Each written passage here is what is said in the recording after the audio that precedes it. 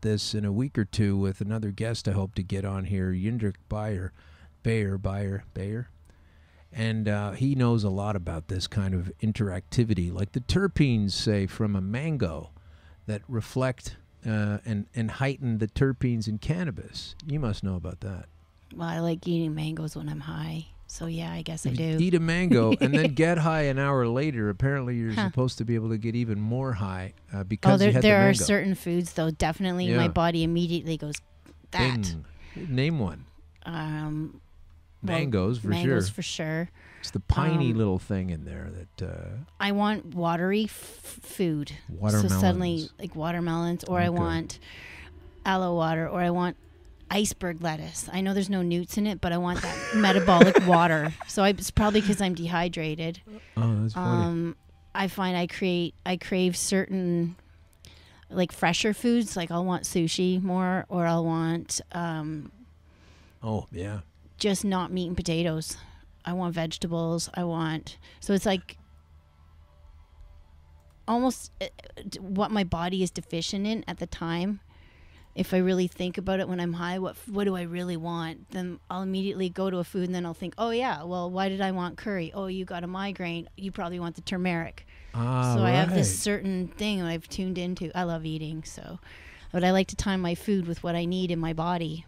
That's incredible. And you know what? This is definitely Indian food when I have a headache. I want Indian food, but I've made a connection with the turmeric. And you say can feel it. You think, and that's more highly attuned when you're under the influence of cannabis? I think I might have tuned into it. Yeah, because what I found out when I was getting better initially was that when I was going through the awarenesses, like how everybody says cannabis it makes you lazy. You don't do anything. It makes you go to sleep. You were a lazy person to begin with if it made you lazy, because I'm not like that. No, I know, but the thing with what I learned when I was really ill using it is the laziness isn't laziness. It's the cannabis being smart enough to go, you need to rest right now. Yeah.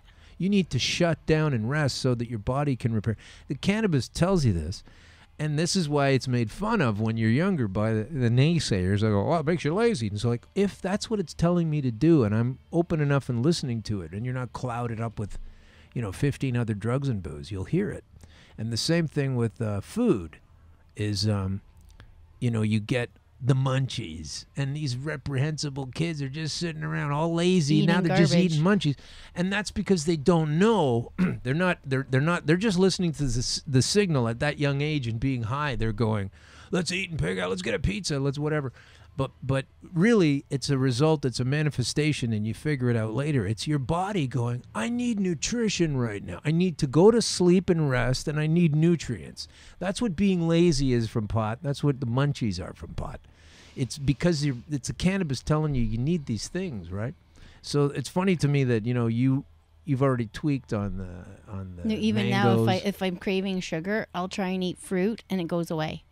Oh yeah, because I think that's where you get your nutrients is from a sweet thing. Right. So you're like, oh, I need vitamin C. I suddenly just really want to eat an orange, right? Or whatever whatever, and I'll just, oh, this is so good, but then it goes away. But then sometimes I want sushi. I want that raw fish. I'm like, oh, I must need omegas, or I don't know. I'll crave really weird foods too. So I think that there's something in the munchie factor. Because there's people like who have cancer or people with any kind of stomach. What are they like? No, I'm rejected by food. They smoke weed and they immediately start thinking about all the things they want to eat. They might not be able to eat a lot of it, but it's amazing how in tune it is, though, because when you take, so if that's what's happening to you when you take cannabis and you're able to just listen for a minute, I'm using that as a metaphor, but you can just sort of feel what you need.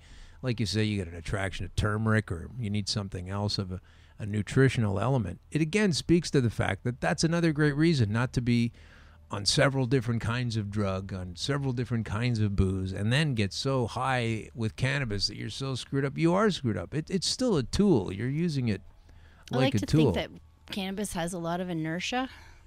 So when it's not going, when it's slow, you're not going to do anything. But it's like it'll keep on doing. So if you're already in a state of inertia, things are picking up, it'll accelerate that. So if you're a lazy person and you don't have a lot of inertia, you're going to end up being that way. And I see lots, but then people like you and me who've already got the inertia going, we're going to go with those thoughts more. So we're less likely to eat chips, and we're going to try and tune in with that inertia. Well, it's also true that... Does that sound a weird way to look at it? No, not at all. Not at all. This is the kinds of things I like to explore because, we're coming out as users. Like so many people are waiting for the calendar to flip and then they'll try it.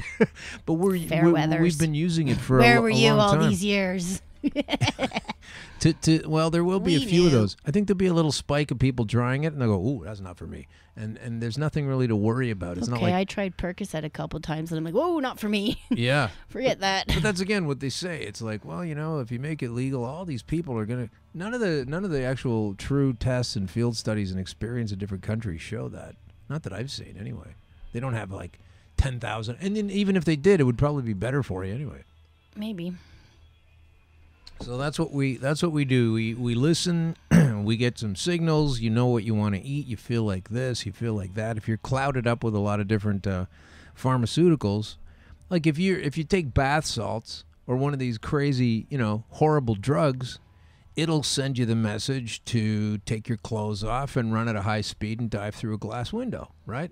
Or chop someone's So head that's off. not a good drug to have. Spice or one of those things. But with cannabis, you don't really get those ideas. And these folks have been... Even drugs just found in nature. You don't get the same effects from opiates as you do from opium. Right. Or just, an opium poppy. You don't see, like, there can be an opium problem. There has been plenty of opium problems in the past. Yeah. It's often coupled with poverty or political suppression. But the epic amount of opiate problems we have in our society pales. Like, opiate problems and the opium problems pale in comparison. So anything is always better in its original plant form. Yeah. Always. Yeah, well, coca leaves, same thing. Yeah, you don't see Inca people having troubles with it. You don't see Colombians having troubles with it.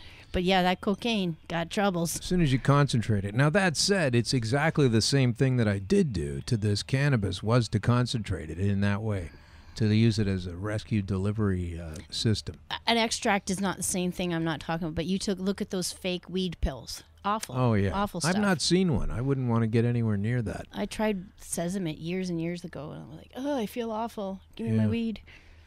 So I just want to thank you for coming in and talking today, and I will never not have a giant sweet spot for you. You were so, Thank you. Outside of my immediate circle of who I knew, and it was like, I can trust her. I know she has what I need to have. And we had such a great time. I remember going to your place. It was a Saturday. You'd taken a couple of days to line it up to get like a small portion, like an ounce or something. And you need a pound, but it was a smaller, get started amount. And then you got it for me, and I was just sitting there holding it, looking at it, going, shit, I have stage 4 cancer. They tell me a couple of days ago. Now I'm looking at a bag of weed. I haven't touched this stuff in 8 years. What's going to happen to me? This is terrible. Well, this is what happened to you. I'm so pleased to have this conversation today. Oh, you too. And every puff jam I go to is just like, it just reminds me of how great it was to be able to walk in there and feel like, just to be able to unload a problem like that and have the trust of a person and not just be lost going, well, where am I going to get weed from? And who do I know that I can trust? And I haven't bought it in a long time. I don't have relationships, with people that sell it.